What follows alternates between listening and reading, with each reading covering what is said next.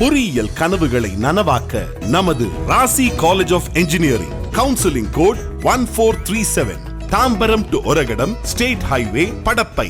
தமிழ்நாட்டில் அடுத்த முதல்வராக மு.க. ஸ்டாலின் மீண்டும் வர வாய்ப்பிருப்பதாக கருத்து கணிப்பில் தெரிய வந்துள்ளது. இதனை பெருஞ்செய்தியாக அலசவிருக்கிறோம். முதலில் இது தொடர்பான செய்தியை பார்க்கலாம். 2026 சட்டமன்ற தேர்தல் தொடர்பாக இந்திய அரசியல் ஜனநாயக யுக்திகள் அமைப்பு நடத்திய கருத்து கணிப்பு முடிவுகள் வெளியிடப்பட்டுள்ளன. அதன்படி தமிழ்நாட்டில் அடுத்த முதல்வராக மு.க. ஸ்டாலின் மீண்டும் வர வாய்ப்புள்ளதாக 77.83 விழுக்காடு பேர் தெரிவித்துள்ளனர். 73.8 விழுக்காடு பேர் எடப்பாடி பழனிசாமியும் 67.99% பேர் உதயநிதி ஸ்டாலினும் அடுத்த முதல்வராகலாம் என்று கூறியுள்ளனர். அதே சமயம் அண்ணாமலைக்கு 64.58% பேரும் விஜய்க்கு 60.58% பேரும் வாய்ப்புள்ளதாக தெரிவித்துள்ளனர். தற்போதைய அரசியல் சூழலில் யாருக்கு வாக்களிப்பது என்ற கேள்விக்கு 17.7% பேர் திமுக என்றும் 17.3% பேர் அதிமுக என்றும் 12.2% பேர் தாவேக என்றும் 5% பேர் பாஜக என்றும் கூறியுள்ளனர். அரசின் நலத்திட்டங்கள் மீது மக்களின் மதிப்பீட்டில் காலை உணவு திட்டத்திற்கு 72 விழுக்காடும், மகளிர் உரிமை தொகைக்கு 62 விழுக்காடும், மகளிர் விடியல் பேருந்து பயண திட்டம் 56 விழுக்காடு மதிப்பெண்ணையும் பெற்றுள்ளது. தமிழக மக்களின் பிரச்சினைகளை தீர்க்கும் கட்சி திமுக என்று 25.3% பேரும், அதிமுக என்று 22.8% பேரும், பாஜக என்று 15.7% பேரும், தாவேக என்று 11.2% பேரும் தெரிவித்துள்ளனர்.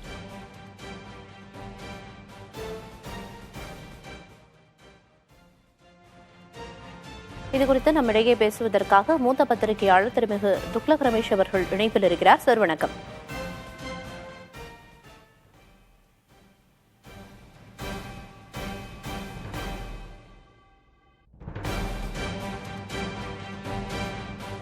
அவரின் இணைப்பு துண்டிக்கப்பட்டிருக்கிறது. அடுத்ததாக இது தொடர்பாக நம்மிடையே பேசுவதற்காக மூத்த பத்திரிகையாளர் திருமிகு தராசு ஷியாம் அவர்கள் இணைப்பில் இருக்கிறார். சார் வணக்கம். வணக்கம் சார், 2026 சட்டமன்ற தேர்தலை நோக்கி அரசியல் கட்சிகள் அதுக்கான வேலைகளை தொடங்கி இருக்கிற நேரத்தில் ஒரு முக்கியமான கருத்து கணிப்பு நடத்தப்பட்டிருக்கு. 2026 முதலமைச்சர் மு.க. ஸ்டாலினா தான் ஆவாரு அப்படின்ற ஒரு ரிசல்ட் கிடைச்சிருக்கு. உங்களோட முதற்கட்ட பார்வை. இந்திய அரசியல் ஜனநாயக யுக்திகள் என்கிற ஒரு அமைப்பு நடத்தியது. இந்த அமைப்பு எது என்றால் லயோலா கல்லூரியின் முன்னாள் மாணவர்கள், அதாவது பிப்ரவரி 6ஆம் தேதியிலிருந்து 5ஆம் தேதியிலிருந்து ஜூன் 17ஆம் தேதி வரைக்கும். ஆனால் அதற்கு இடைப்பட்ட காலகட்டத்திலே ஏற்பட்ட முக்கியமான அரசியல் நகர்வுகள் இந்த கருத்து கணிப்பிலே புலனாகாது. பொதுவாக இது தேர்தல் கருத்து கணிப்பு மாதிரி கிடையாது, அதாவது எலக்ட்ரல் ஒப்பீனியன் போல் மாதிரி கிடையாது. தமிழ்நாட்டில் இருக்கிற தலைவர்களை வரிசைப்படுத்தி 1ஆம் இடம், 2ஆம் இடம், 3ஆம் இடம் இப்படித்தான் நாம் இதை பார்க்க முடியும். காரணம் என்னவென்றால் ஒருவருக்கு கிடைத்த வாக்கு சதவீதத்தை அடுத்தவரோடு கூட்டி இந்த இருவரும் கூட்டணி அமைத்திருந்தால் பெரிய வெற்றி, இப்படி நாம் இந்த கருத்து கணிப்பிலிருந்து இனங்கண்டு கொள்ள முடியாது. இது தேர்தல் கருத்து கணிப்பு அல்ல, அதை முதலில் புரிந்து கொள்ள வேண்டும். இதில் இருந்து நாம் ஒரு விஷயத்தை யூகிக்கலாம். என்னவென்றால் திரு எடப்பாடி பழனிசாமி அவர்களும் திரு ஸ்டாலின் அவர்களும் ஒரே பந்தயத்திலே ஒன்றாகவும் இரண்டாகவும் இருக்கிறார்கள், முதல் இடத்திலும் 2வது இடத்திலும் இருக்கிறார்கள் என்று நாம் புரிந்து கொள்ளலாம். அதே பந்தயத்திலே திரு அண்ணாமலை அவர்களும் இருக்கிறார்கள், திரு விஜய் அவர்களும் இருக்கிறார்கள், இப்படி நாம் பார்க்க வேண்டும். திரு உதயநிதி அவர்களும் இருக்கிறார்கள். அப்படி என்றால் உதயநிதிக்கான ஆதரவு திரு ஸ்டாலின் அவர்களுக்கான ஆதரவாகத்தான் நாம் இப்போது கொள்ள முடியும். அப்படி பார்த்தால் இந்த சதவீத கணக்கு தவறாக முடிந்துவிடும். அதே போல திரு எடப்பாடி பழனிசாமி அவர்களுக்கான ஆதரவு, திரு அண்ணாமலை அவர்களுக்கான ஆதரவு, ஏனென்றால் இப்போது சமீபத்திலே அந்த கூட்டணி ஏற்பட்டிருக்கிறது. ரெண்டையும் கூட்டி பார்த்தாலும் இந்த கணக்கு தவறாக முடிந்துவிடும். இந்த கருத்து கணிப்பிலிருந்து நான் புரிந்து கொள்வது என்னவென்றால் தமிழ்நாட்டிலே ஒரு 5 தலைவர்களை முன்னணி தலைவர்களாக நாம் வரிசைப்படுத்தினால் அதில் இடம்பெறுகிறவர்களின் பட்டியல் என்பது திரு மு.க. ஸ்டாலின் அவர்கள், திரு எடப்பாடி பழனிசாமி அவர்கள், திரு விஜய் அவர்கள், திரு அண்ணாமலை அவர்கள், திரு உதயநிதி அவர்கள், இப்படி நாம் இதை புரிந்து கொள்ளலாம். இதை தாண்டி இந்த கருத்து கணிப்பிலே பெரிய அளவுக்கான நுணுக்கமான செய்திகள் இல்லை. இத தேர்தலுக்கான கருத்து கணிப்பா நம்ம புரிஞ்சுக்க முடியாது அப்படின்னு குறிப்பிட்டு பேசுனீங்க. அதே போல முதலமைச்சர் மு.க. ஸ்டாலினை முதலிடத்துல நீடிக்கிறதுக்கு திமுக அரசு கொண்டு வந்த நலத்திட்ட உதவிகள், கொண்டு வந்த திட்டங்கள் எல்லாம் முக்கிய பங்காற்றுச்சு அப்படின்னு நம்ம புரிஞ்சுக்கலாமா? புரிந்து கொள்ளலாம். காரணம் என்னவென்றால் இந்த கருத்து கணிப்பு தமிழக அரசின் நலத்திட்டங்களின் மீது மக்களின் மதிப்பீடு என்ன என்பதையும் சுட்டிக்காட்டுகிறது. அதிலே மகளிர் உரிமை தொகை முதல் இடம், காலை உணவு திட்டம் 2வது இடம், விடியல் பேருந்து பயணம் மூன்றாவது இடம். கிட்டத்தட்ட இது மக்களின் கருத்தாகத்தான் இருக்கும். காரணம் நேரடியாக மக்களுக்கான பயனாக இருக்கிறது. ஒரு அரசியல் செய்தி இதிலே ஒளிந்திருக்கிறது. என்னவென்றால் பெண்களின் ஓட்டு வங்கி, மகளிர் உரிமை தொகை என்றால் பெண்களின் ஓட்டு வங்கி, விடியல் பயணம் என்றால் அதுவும் பெண்களின் ஓட்டு வங்கி, காலை உணவு திட்டத்திலும் பெண்களின், குறிப்பாக கிராமப்புற பெண்களின் சமையல் சுமை குறைகிறது. கிராமங்களிலே நீங்கள் நேரடியாக பார்க்கலாம். காலையில் எழுந்து உணவு சமைத்து குழந்தைகளை பள்ளிக்கு அனுப்புவது என்பது மிகவும் கடினம். பெரும்பாலான குழந்தைகள் கிராமப்புறத்திலே வறுமை நிலை அல்லது அதற்கு மேலே உள்ள குழந்தைகள் காலை பட்டினியோடு தான் பள்ளிக்கு வருகிறார்கள். எனவே இந்த திட்டம் 1வது வகுப்பிலிருந்து 5வது வகுப்பு வரைக்குமான ஆரம்ப பள்ளி குழந்தைகளுக்கான காலை உணவு திட்டம், இது பெரிய அளவுக்கு மக்களிடம் போய் சேர்ந்திருக்கிறது. இந்த 3 திட்டங்களும் தமிழ்நாடு அரசின் பிளாக்ஷிப் புரோகிராம். இப்படி நாம் இதை புரிந்து கொள்ளலாம். தமிழக மக்களின் பிரச்சனைகளை தீர்க்கக்கூடிய கட்சி அப்படி பார்த்தால் திமுக, அதிமுக, பாரதிய ஜனதா, தாவேகா என்கிற வரிசையை நாம் புரிந்து கொள்ளலாம். அதிமுகவும் பாரதிய ஜனதாவும் இப்போது கூட்டணி இந்த சர்வே காலகட்டத்திலே ஏற்பட்டுள்ளது என்பதையும் நாம் சேர்த்து கணக்கிலே கொள்ள வேண்டும். நிச்சயமா திமுக அரசு கொண்டு வந்த நலத்திட்ட உதவிகள் முக்கிய பங்காற்றி இருக்கு. இந்த கருத்து கணிப்பை பொறுத்த வரைக்கும் முதலமைச்சர் மு க ஸ்டாலினே முதலிடத்தில் நீடிக்கிறதுக்கு அப்படின்னு குறிப்பிட்டீங்க. இணைப்பில் கருத்துக்களை தெரிவித்ததற்கு நன்றி சார்.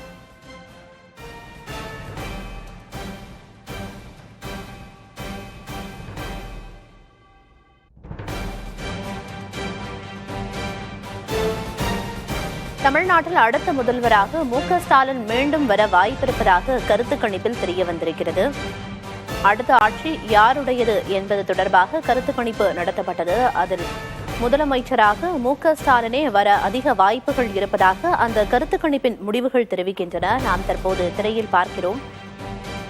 எவ்வளவு விழுக்காடு கிடைத்திருக்கிறது இந்த கருத்து கணிப்பின் வாயிலாக முதலமைச்சர் மு க ஸ்டாலின், எடப்பாடி பழனிசாமி, நயினார் நாகேந்திரன் மற்றும் தமிழக வெற்றிக் கழக தலைவர் விஜய் உள்ளிட்டோருக்கு எவ்வளவு விழுக்காட்டினர் வாக்களித்திருக்கிறார்கள் என்பதை தற்போது திரையில் பார்த்து வருகிறோம். தற்போது இது தொடர்பாக நம்மிடையே பேசுவதற்காக பத்திரிகையாளர் திரு ராம்கி அவர்கள் இணைப்பில் இருக்கிறார். சார் வணக்கம். அடுத்த ஆட்சி யாருடையது அப்படிங்கிறது தொடர்பான கருத்து கணிப்பு நடத்தப்பட்டிருக்கு. இப்ப முன்னாடி பேசின ஷாம் சார் குறிப்பிட்டாரு, தொடர்ந்து முதலமைச்சர் மு க ஸ்டாலினை முதலிடத்துல நீடிக்கிறதுக்கு காரணம் அப்படிங்கறது அரசு கொண்டு வந்த திட்டங்கள், நலத்திட்ட உதவிகள் தான் அப்படின்னு. உங்களோட கருத்து என்ன? இது பொதுவா இந்த நலத்திட்டங்கள் பெரிய அளவுல போய் சேர்ந்திருக்கு மக்கள் மத்தியில.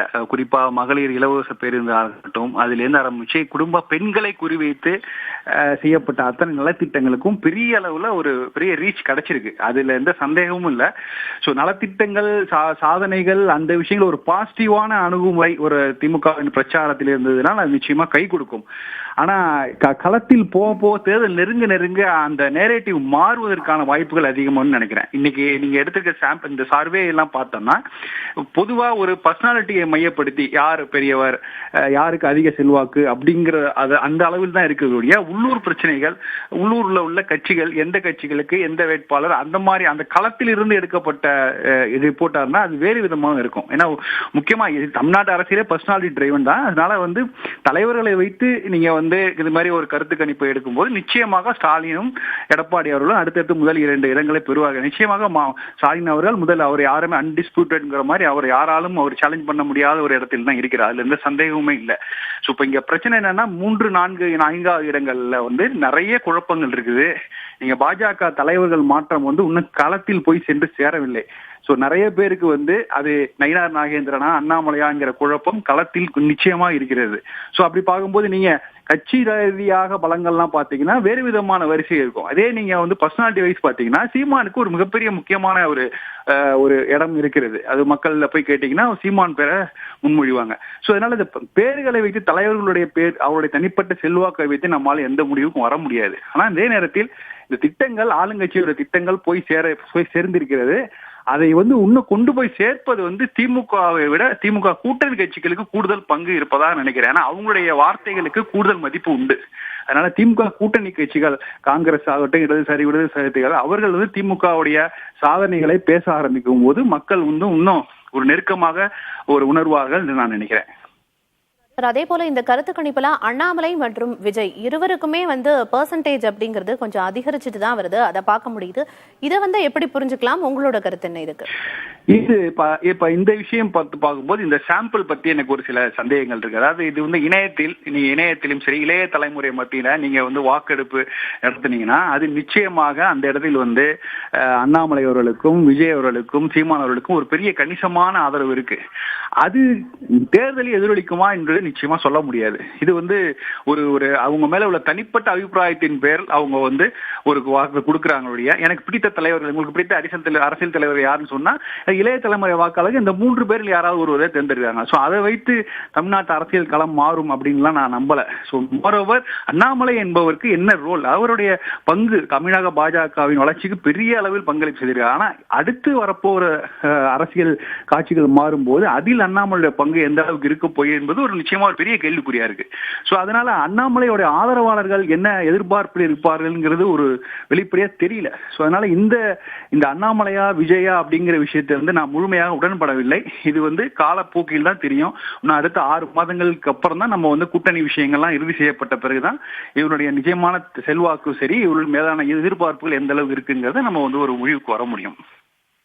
நிச்சயமா சார், உங்களோட கருத்துக்களை இணைப்பில் தெரிவித்ததற்கு நன்றி. தமிழகத்தில் அடுத்த ஆட்சியை பிடிக்கப் போவது யார் என்பது தொடர்பான கருத்து கணிப்பு நடந்த நிலையில் அந்த முடிவுகளை வைத்து புதிய தலைமுறை பெருஞ்செய்தியாக பதிவு செய்திருக்கிறது. அதனை விரிவாக பார்த்தோம். பொறியியல் கனவுகளை நனவாக்க நமது Rasi college of engineering counselling code 1437 Tambaram to Oragadam state highway Padappai.